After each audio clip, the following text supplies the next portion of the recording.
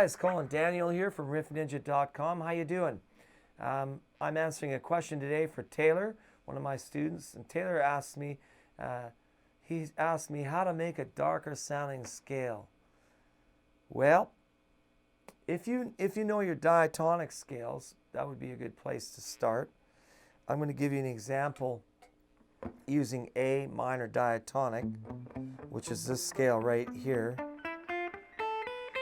This is a 2-octave scale. You need to know your basic standard, they call it quote unquote natural minor. It doesn't mean they're all natural notes in it. It means that it's an unaltered scale. So that's the first thing, is knowing this scale, this A minor. You need to know a diatonic minor. There it is right there.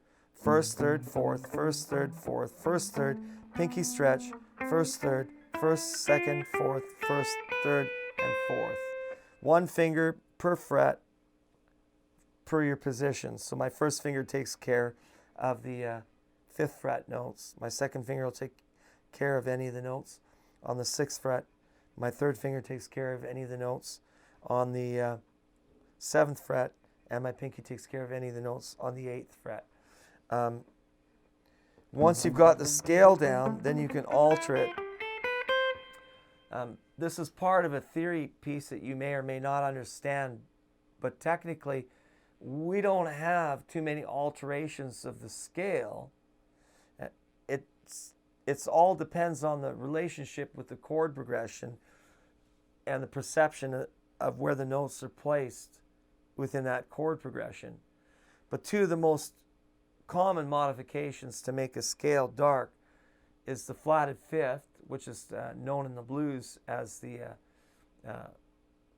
devil's note. It's a dark sounding note because it's a tension creating note, and I know Metallica used that a lot, the flatted 5th, which created a lot of their darkness, and that was part of your question, is how to create this darkness.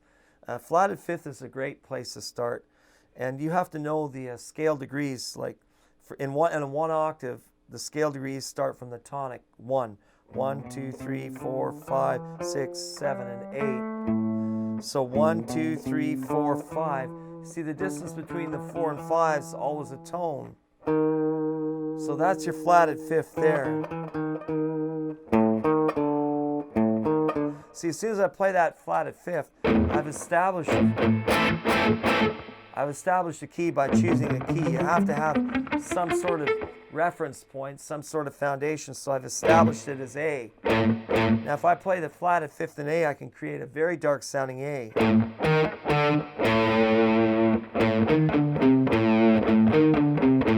Now all I'm doing there is I'm playing A, then the flatted 5th to really emphasize it. So that's a pretty nasty sounding note when you play the two bass notes together. I mean, I'm sure you've heard things like, there's the perfect 5th, right? There's your flatted 5th. You can use it in single note too in your scale.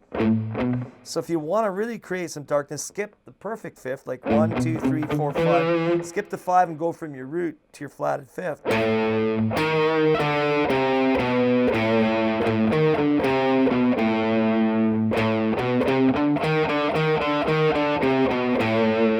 You can't end on the flatted 5th because it's technically not in key. It's a modified part of the scale. It's something that we use in blues as a chromatic passing note, like.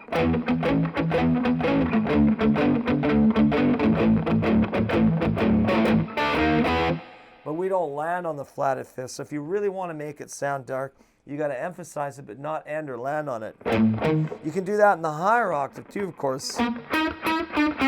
Like if I start here from my 2nd octave in A minor, it's A, B, C, D, E. So there's your D, there's your E. That's your 4 and your 5 out of the scale. There's my flatted 5th. I'll go from my 5 to my flatted 5th like this.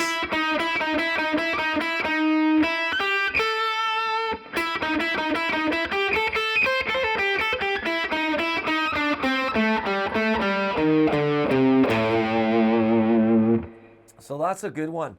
The flatted fifth. Pay attention to that. And of course, it can be applied in other octaves too, wherever you can find that flatted fifth. I can think of many rhythms that use the flatted fifth too, like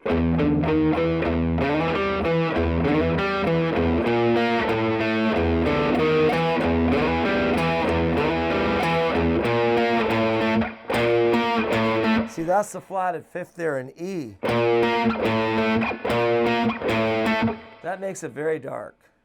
That's what makes it kind of scary. Jimi Hendrix used a flatted fifth in an E at the beginning of Purple Haze, and he did it like this.